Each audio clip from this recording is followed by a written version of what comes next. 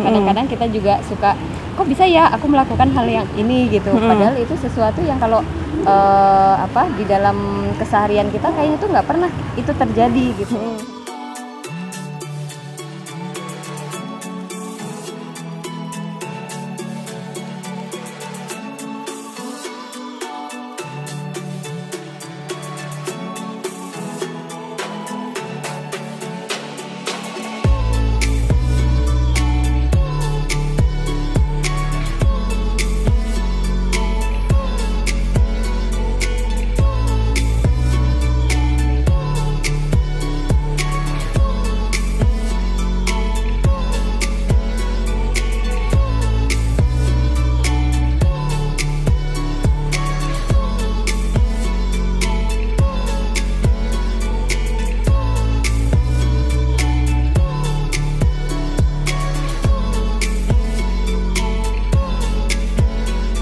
Assalamualaikum Solihah.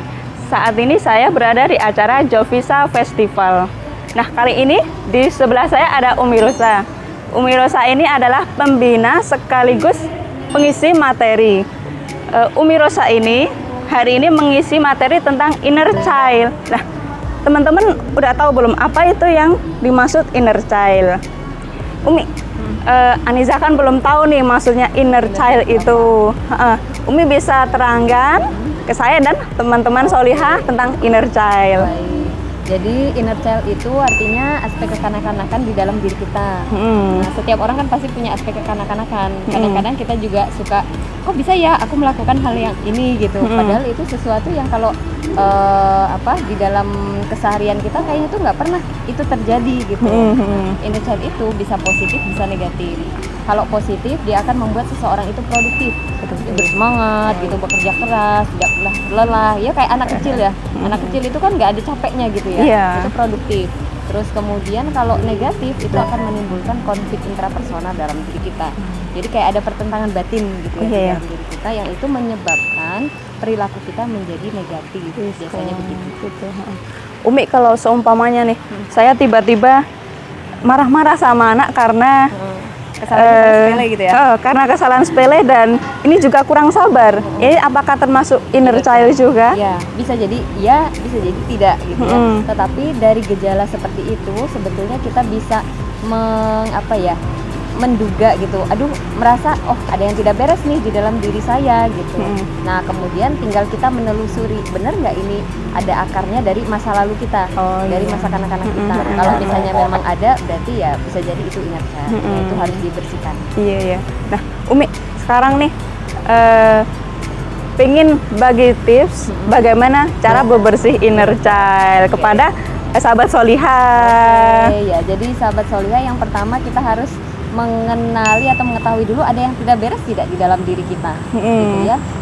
Dari reaksi-reaksi kita, dari kebiasaan kita, perilaku kita sehari-hari, yang itu membuat diri kita nggak nyaman dan orang lain juga ketika berinteraksi dengan kita tidak nyaman. Itu yang pertama. Kemudian yang kedua, setelah kayaknya saya tuh ngambekan gitu, atau saya tuh moody gitu, atau saya tuh gampang sekali terpicu dengan masalah-masalah sepele gitu. Nah, kalau kita sudah sadari itu, tinggal kita telusuri di masa lalu kita, misalnya usia 5-6 tahun sampai 12 tahun, ada nggak peristiwa-peristiwa yang menyakitkan, yang menimbulkan trauma, yang itu kemudian berdampak pada diri kita sekarang ini. Terus kalau misalnya ada, berarti kita harus lakukan upaya-upaya untuk pertama memaafkan, terus menerima kejadian itu, dan kemudian berpikir bahwa lah kejadian itu pernah menimpa saya, gitu ya, pernah menyakiti saya, pernah membuat saya terluka. Tetapi apakah luka itu akan saya pelihara, gitu, atau akan saya sembuhkan? Nah, tentu kita akan memilih untuk saya akan menyembuhkan luka itu. Seberapa sakitnya, seberapa berdarahnya, seberapa lukanya, saya akan semangat untuk mengobatinya. Jadi jangan jangan denial gitu ya, jangan ditolak, jangan aku nggak apa-apa kok, aku baik-baik aja gitu. Nah, itu nanti khawatirnya nanti inner child-nya yang negatif itu tadi adalah semakin lama semakin membesar dan itu sulit untuk dikendalikan. Sekian tips dari ini. Nah, sahabat Solihah, ini dia tips dan beberapa sedikit nasihat dari Umi Rosa. Nah, teman-teman, saya akhiri. Assalamualaikum warahmatullahi wabarakatuh. Assalamualaikum warahmatullahi wabarakatuh. Assalamualaikum, Bunda Indri. Ini Anissa. Iya. Bunda Indri, tadi kan mengambil tema tentang inner and outer beauty. Ya. Nah, ini saya pengen tahu dan minta Bunda Febri untuk memberikan tips untuk sahabat Solihah tentang bagaimana cara untuk menyeimbangkan inner dan outer beauty.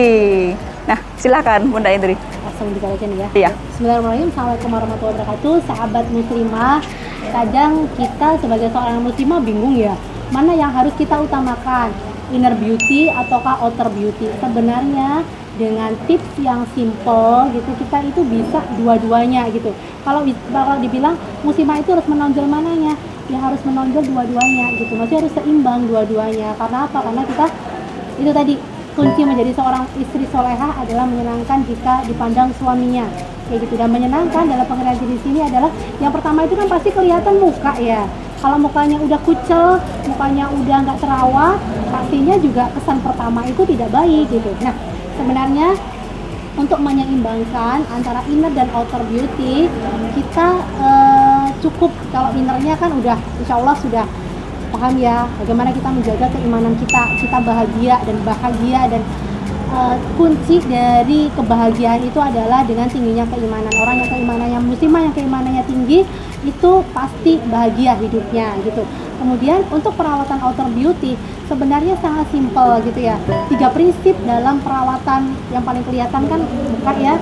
Dalam perawatan wajah itu 3 perawatan yang sesuai dengan jenis dan kulit kita, kemudian sesuai dengan usia, dan tidak menggunakan bahan-bahan yang berbahaya gitu. Dan perawatan wajib untuk seorang muslimah itu hanya membersihkan muka sehari minimal 2 kali, kemudian melakukan pelembab ya, menggunakan pelembab ya, kemudian yang terakhir menggunakan tabir surya ya. Kalau yang perawatan kita sudah melakukan perawatan seperti itu, insya Allah kulit kita juga akan terjaga. Itu aja sih tips simpelnya gitu. Jadi bagaimana kita bisa menumbuhkan keimanan kita, dan itu akan terpancar gitu ya, akan terpancar innernya, dan bagaimana kita bisa bersikap dan beretitude yang baik sebagai seorang muslimah gitu. Kalau perawatan yang untuk outer, saya rasa itu bisa sangat mudah dan sangat simpel dilakukan dengan 3 prinsip tadi. Iya. Nah, terima kasih Bunda Indri atas tips-tipsnya untuk sahabat Solihah di luar sana.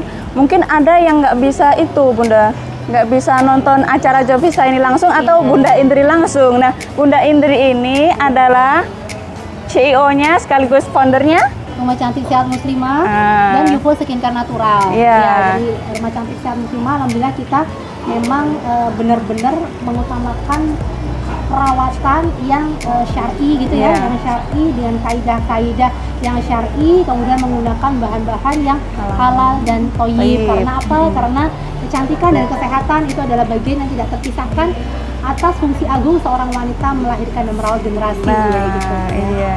Terima kasih Bunda Indri atas tips-tipsnya. Amin.